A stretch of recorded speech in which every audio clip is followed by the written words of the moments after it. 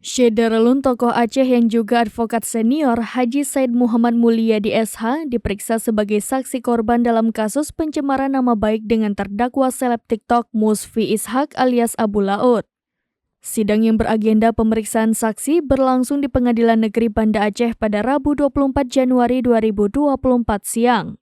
Dalam sidang tersebut, terdakwa Abu Laut didampingi kuasa hukumnya Mahadir SH. Kasus ini disidangkan oleh Majelis Hakim yang diketuai R. Hendral bersama dua hakim anggota Hamzah Sulaiman dan Saptika Handini. Di muka persidangan, Said yang juga calon anggota DPD RI ini mengaku tidak mengenal Abu Laut dan baru kali ini melihat langsung terdakwa.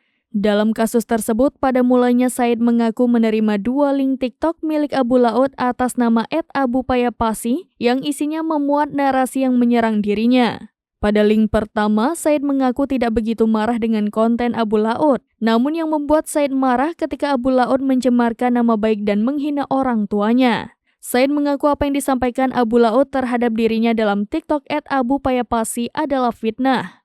Said mengaku sangat dirugikan dengan pernyataan Abu Laut sebagai mantan anggota DPR RI, lawyer di Jakarta yang memiliki banyak klien.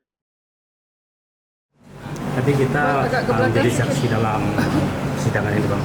Mungkin tadi dalam saksi Abang mungkin ada merasa keberatan terhadap percakapan dari terdakwa di medsos.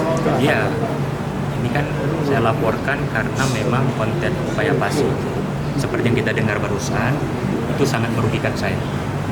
Karena di situ yang pertama fitnah yang mengatakan saya agen sabu, backing prostitusi, backing micet, dan yang paling saya marah karena melibatkan orang tua saya.